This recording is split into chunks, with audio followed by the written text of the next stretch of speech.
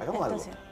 Vamos a detener un poquito este espacio, vamos a tomar contacto con nuestra unidad móvil, luego ya vamos a explicar todos los datos técnicos, cómo hacerme donante, cómo yo creo que explicarle a la gente también de facilitar este proceso, pero vamos a retomar el caso de este niño que caminó más de 80 metros solo desde un jardín infantil y que fue encontrado por personas que lo tuvieron que devolver luego a este hogar. Tenemos respuesta a esta hora del Ceremi de Educación, Daniel Oce, está con él, Daniel.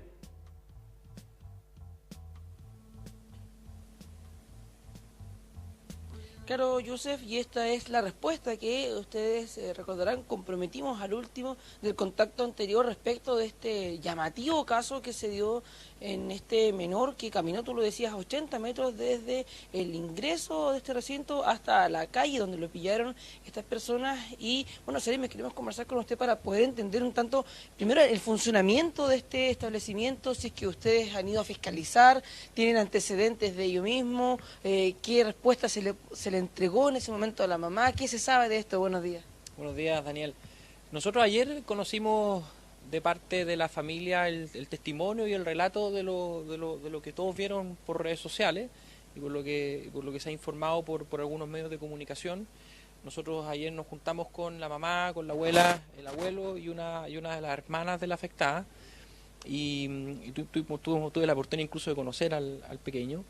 Y la verdad es que fue bien dramático el relato porque efectivamente lo que ellas nos dicen es que al niño lo encuentran personas desconocidas deambulando en un sector de la calle Las Rosas en Huertos Familiares, en San Pedro de la Paz. Inmediatamente lo toman, le tratan de preguntar, el niño tiene 2 años, por lo tanto no habla, entonces fue bastante difícil y frustrante también la situación, y en eso una vecina del sector genera la grabación y entre medio de eso la familia se entera.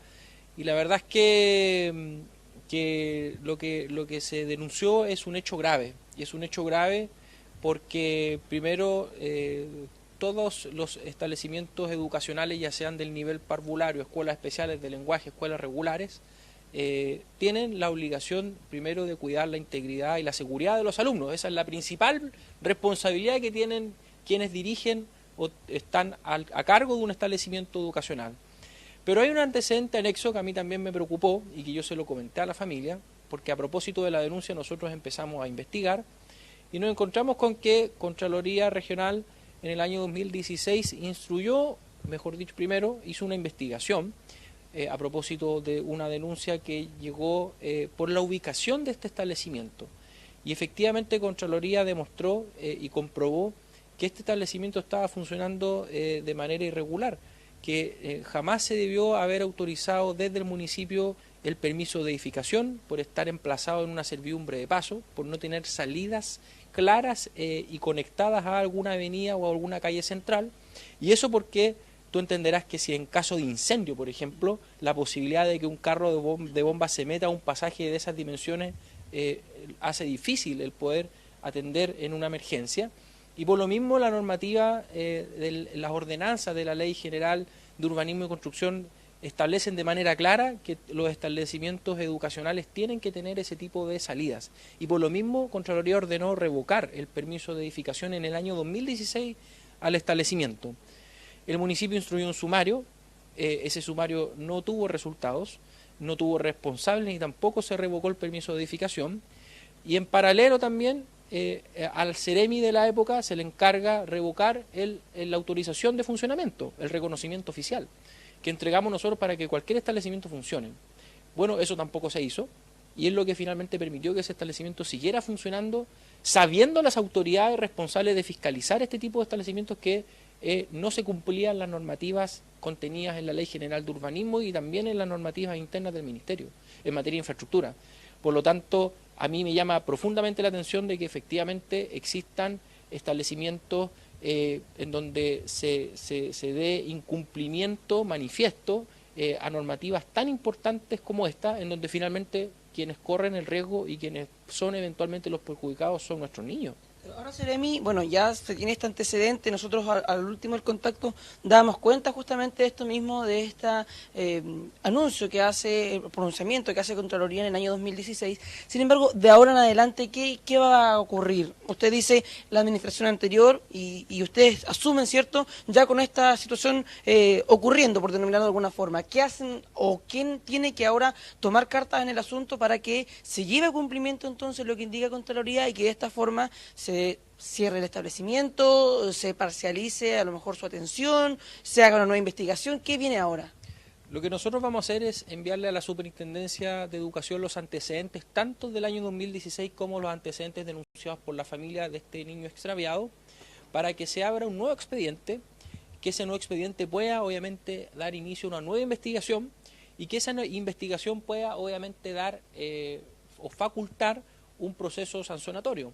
El proceso sancionatorio lo va a estimular, o mejor dicho, lo va a determinar la Superintendencia de Educación, pero que lo que nosotros esperamos es que efectivamente la Superintendencia de Educación se pronuncie en línea y en coherencia con lo que señaló en su momento la Contraloría, porque acá no hay más vuelta que darle.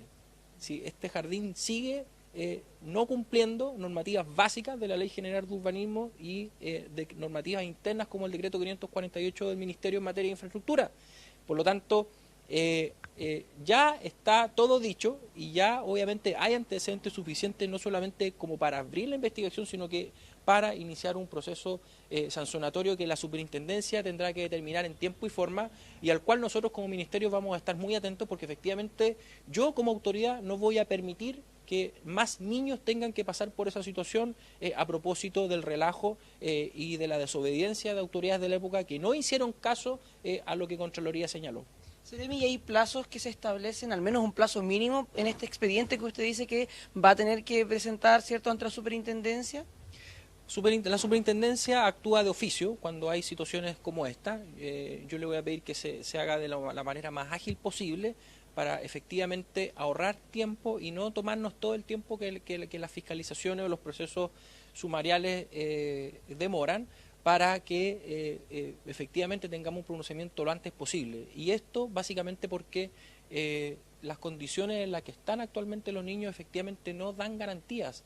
Lo que pasó ayer es grave. Y más grave es aún que finalmente tampoco exista una explicación coherente o clara de parte de los sostenedores y que tampoco exista coherencia entre lo señalado por el órgano contralor hace 3 años ya y lo que finalmente se tomó como decisión.